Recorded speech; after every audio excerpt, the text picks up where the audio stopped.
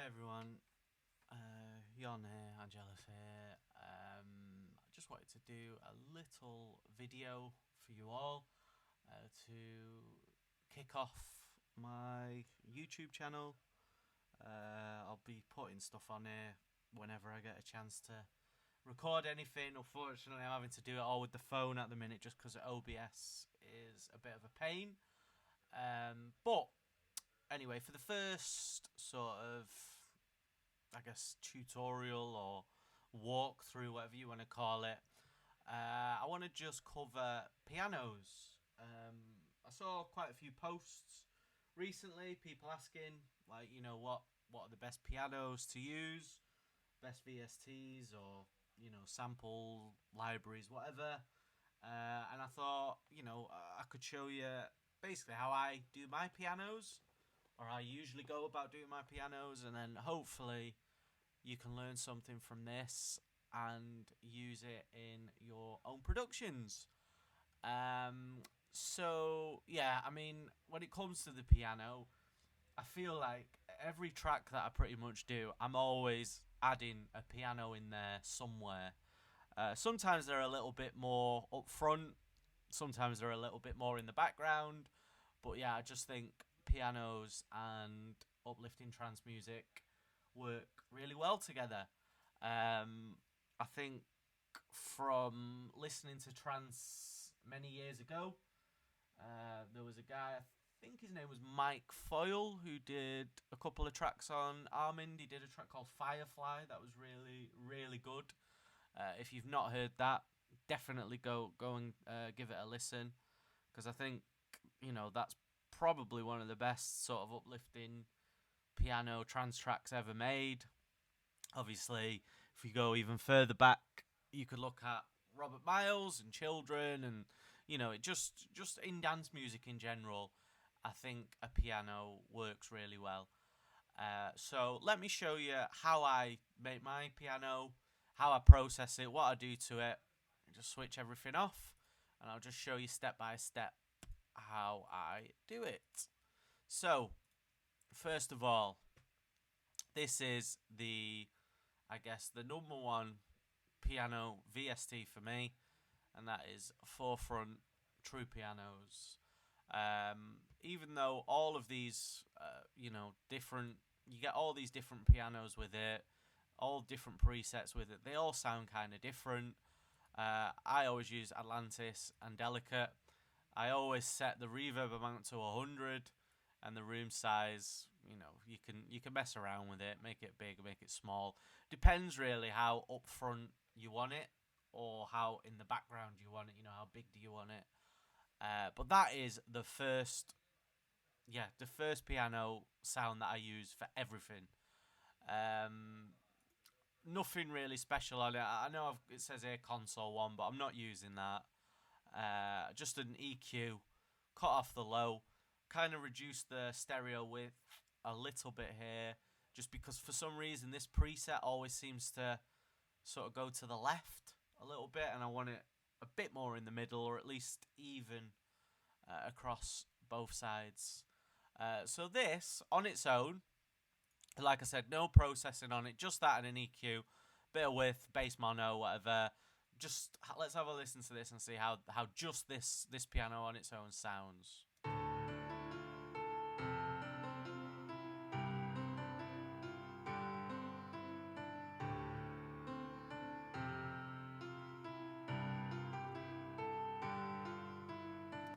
Okay. Yeah, it's not like a sound that blows you away, but it's a very clean sound in my opinion. Like, it's a really nice fundamental to build, the rest of the sound on. It just works. It works really well in the mix. It cuts through nicely. It has a really, good sort of frequency range on it. And yeah, I've been building this sort of piano and refining it for a while now, and I've tried, obviously different piano sounds and things like that. But I always come back to true pianos to start off with. Anyway, it just works, and I always also use this delicate Atlantis preset with the reverb up. I never really change that. It's usually more the layers around it that might be tweaked a little bit. So let's have a look at the second one, or the second layer. So this is the almighty Nexus. Everyone, I'm guessing, knows Nexus. And then, yeah, I literally just use the arena ambience. I know. I can hear you all hissing. But this, once again, a really, really nice piano sound. Tend to sometimes, I don't really switch these off, but I don't have them up too high. What I like about this sound is, for some reason, I don't know what it is in here. If anyone knows, please tell me. It's almost like the piano has like a bit of a phaser on it. Like some of the sounds phaser, or it might just be when I'm layering it with the other piano sounds, but it's phase in like a nice way. It almost gives the sound a little bit of movement, like a little bit more expression. So yeah, let's add this one in. Oh.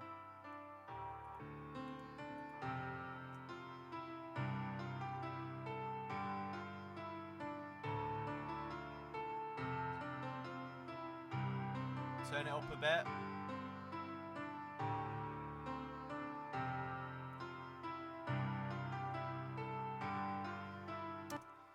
So all of a sudden, the sound, to me anyway, just becomes a little bit more like fuller, a little bit weightier.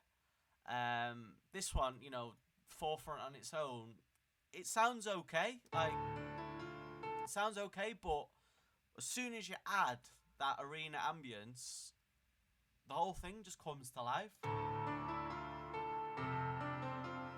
Mess with the volume.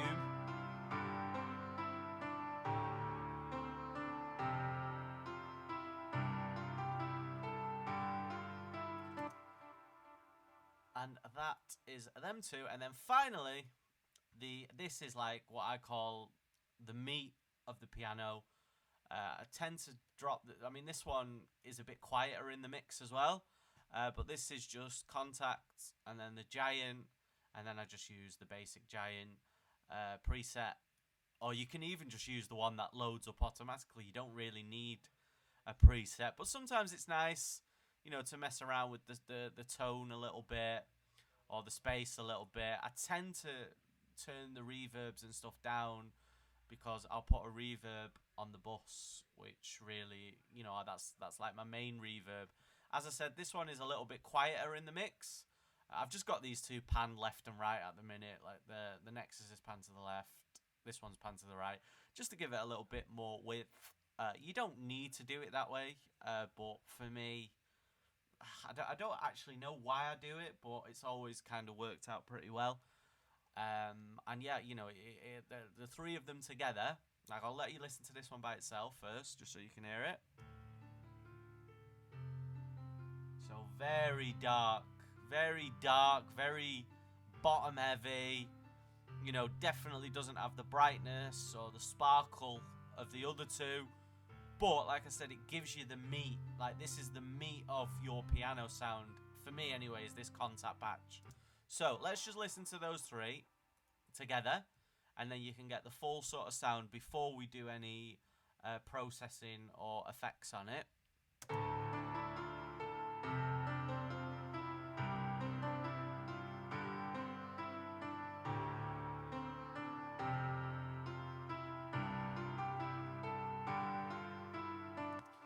So yeah, that right there is pretty much the basis of my piano sound. Like, it doesn't tend to change too much from this. Probably thinking, well, it doesn't really sound that great yet, but obviously we've not really done much like effects or processing on it. Let me just switch on these EQs.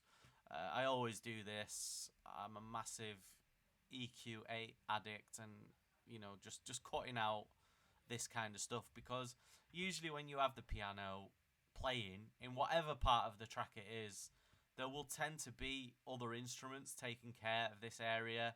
You don't really, don't cut it too high, but then again, don't create a bit of like a bottom heavy mess down here. Keep it clean. So let's have a look at the process and ignore these EQs for now. We'll just go through it step by step, and I'll show you what's happening. Also remember, as I said, just ignore the console one. It's not doing anything. But this right here is the first and I guess the magic processor for pianos, the RVox. So you're probably thinking, well, Jan, why are you using that on a piano? That's meant for vocals. Well, no, even though it is called RVox, basically this just seems to deal really well with very high dynamic sounds like vocals, but it also does well with things like guitar, and of course piano, because piano has a lot of dynamics to the sound, and this just kind of like keeps everything under control a bit. So if I just switch it on, and then all you have to do really, it's very simple. You just move this slider down until you start seeing a little bit of like red or orange appear here in the background, so you know you're actually affecting the sound. And then you just sort of move it up and down until you get to a point that you're happy with it, and it's as simple as that really. So just let me play this through for you. I'll move the slider and just try and hear to see what it actually does to the sound.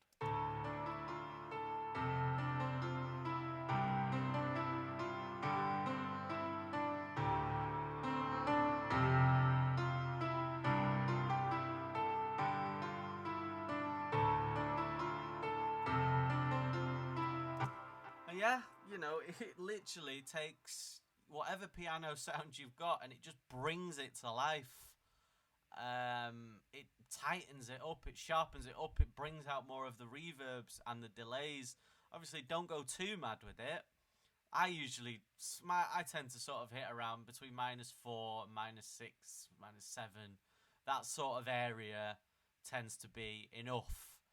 I don't know why this plugin RVox just works so well on so many different things. Like it's almost becoming like one of my favorite compressors. Probably also because it's of how simple it is to use. But try, just because it says RVox doesn't just mean you can only use it on vocals. I use it on piano, I use it on strings, I use it on pads, I use it on leads, I use it on pretty much everything these days, or at least I try it. It doesn't always work, but I will always put it on and just try it and just see if it makes the sound a little bit better. Okay, so that is the number one. Definitely right at the front of the chain. Every piano that I ever make, I always have that right at the front. And then second, and this is obviously for the effects, it's just an Arts Acoustic Reverb, and it's probably the most used piano preset there is, the Piano Candy. All I really do with this is maybe just mess around with the wet and the dry, and the time, but usually I have it around here, which is quite long actually, but with the dry wet, you can sort of be okay with a really long decay time, because obviously you don't want it up here, but I usually sort of sweep from about here, which is obviously a lot of reverb, to about, round about this area here, and it's just, it's another case of playing the song, moving this up and down until you find that spot where it just sounds good. So if we start at the top, very heavy.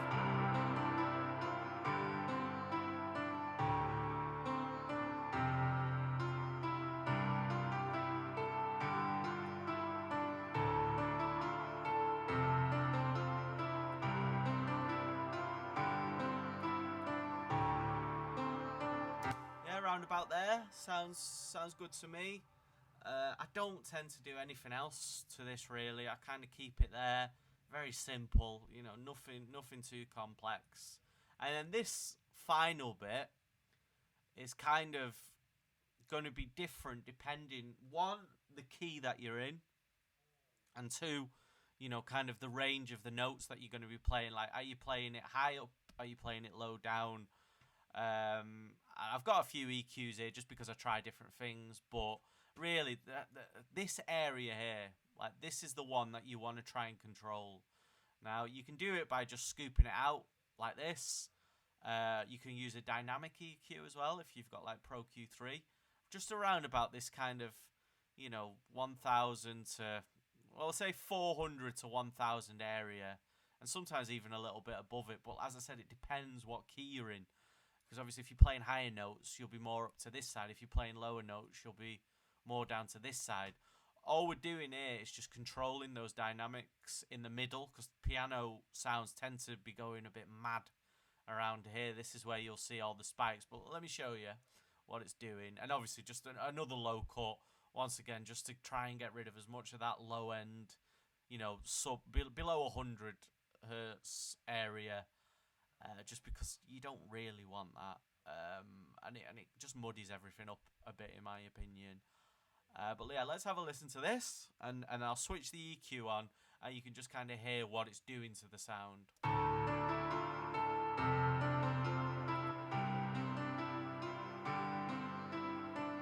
Sweep it about a bit.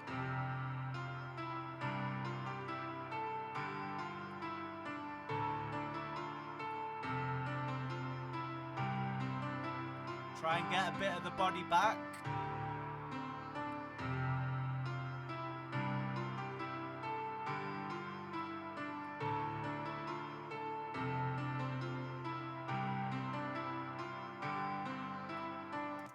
And yeah, right round about there, I think it sounds good. And all I'm doing there is I'm just taming this sort of mid-range, just to make it a little, just to bring it back into line a little bit, and not have it going too wild. And when you start sweeping in this sort of area with an EQ, what you'll tend to find is that the sound actually becomes a bit cleaner, and it sounds a bit tighter. Like, listen to this. It sounds a bit all over the place with the reverb.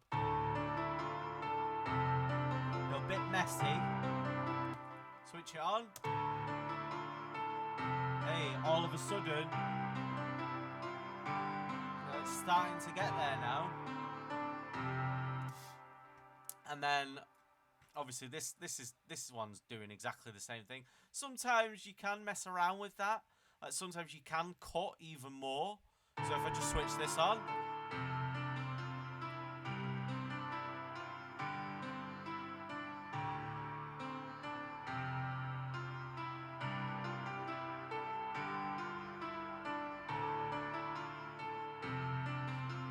but all you need to do with these EQs is shape the sound, right? So you take a cut like this, and you just move it around. As you move it, you'll start hearing it, and it'll get to a point where you think, oh, that sounds good. And then, that's where you leave it. Sometimes you don't even need this one. Like,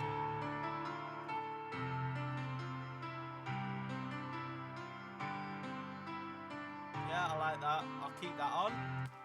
And then finally, the third EQ, once again, cutting this kind of lowish area out, and I'm boosting the top to just give it back a little bit of sparkle. You don't always need this EQ.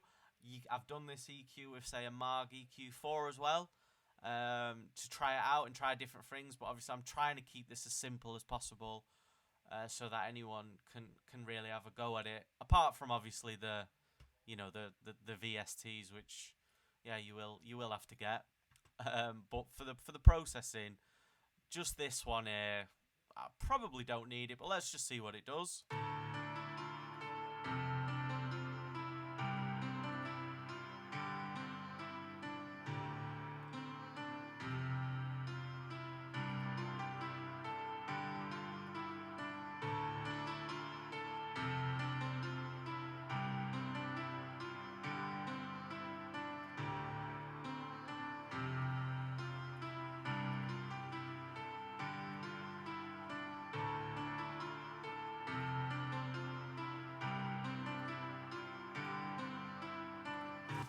Right, so really, I don't think I need this one, but just for the sake of doing it, I'll just put a little bit more top end on it, just to give it a bit of that sparkle back. But once I started doing more cuts down here, it just starts sounding a bit thin, starts losing a bit of that character, a bit of that body.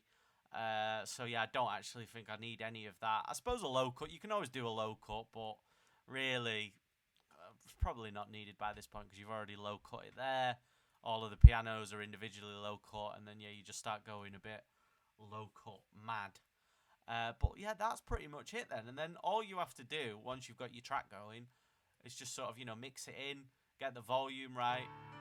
You know, you don't want it too loud, but at the same time you still want to be able to hear it. You know, and once you've got the other elements of the track, whether it be a vocal, a pad, a sub pad, whatever, this piano will just fit in with it really nicely. It just works, in my opinion.